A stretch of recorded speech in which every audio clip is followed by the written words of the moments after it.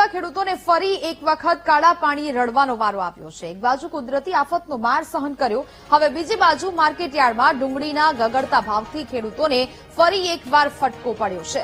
મહુવા પંથકના ખેડૂતો જણાવી રહ્યા છે કે થોડા દિવસ પહેલા આવેલા વાવાઝોડા અને વરસાદથી ખેતરમાં ડુંગળીના પાકને વ્યાપક નુકસાન થયું છે। તેમાંથી માંડ બહાર આવી રહ્યા છીએ, પરંતુ ડુંગળી તૈયાર થઈને માર્કેટમાં વેચવા જતા નજીવો ભાવ મળી રહ્યો છે, જેમાંથી મૂડી પણ નીકળે તેમ નથી।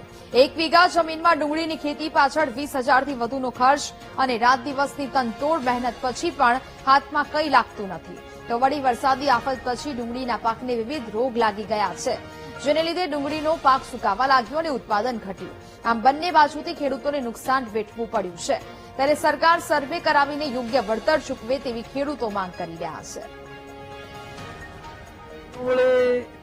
ગયા વર્ષે સારા પૈસા ને એવું બધું મળ્યું એટલે વધારે વાવી। ગયા વર્ષે 7 વીઘાની હતી તો 17 વીઘાની વાવી। તો હવે અત્યારે ડુંગળીમાં તો વીઘે લગભગ 35-40 હજાર રૂપિયાનો દવા, ખાતર અને મજૂરી ખર્ચ અમે કરી નાખ્યો છે।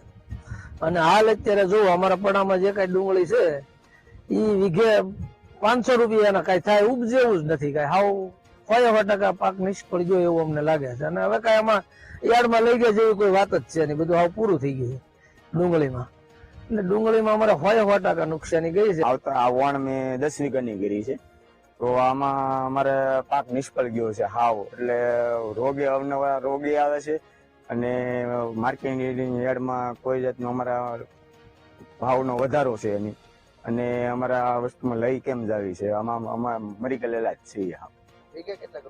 વીઘે મારે 25-30 હજાર રૂપિયાનો તો અમારે ખર્ચો થઈ ગયો છે। મારે નુકસાની બહુ આવે છે અને ડુંગળીમાં આવતી સાલે નુકસાની હતી ને આ સાલે નુકસાની જ છે, તો એનું કંઈક સરકારને વિનંતી છે કે તમે આમાં કંઈક અમને સહાય આપો, કારણ કે માર્કેટિંગ યાર્ડમાં તો અમે જઈએ તો અમને તો કઈ પૂરતા ભાવ તો કોઈ દિવસ મળતા જ નથી, કારણ કે અમે અહીંથી ભાડું અમારું પૂરું પડતું નથી, કારણ કે અમારે હવે એમ થાય કે હવે મરવાના દિવસો આવ્યા છે, ત્યારે એમ થાય કે 2 છોકરાને માથે જવાબદારી છે, તો હવે કઈ રીતના અમારે આ બધું હેન્ડલિંગ કેવી રીતના કરવું, કારણ કે અમારે આગળ પાછળ કોઈ નહીં, અમે આ બધી મહેનત કરી, અમારી પાણીમાં બધી વહી જાય છે, અને નુકસાની તમે ગમે એટલી કયો એટલી અમારે માથે ગમે એટલું થાય, પણ અમારે સરકાર અમને સહાય આપતી નથી।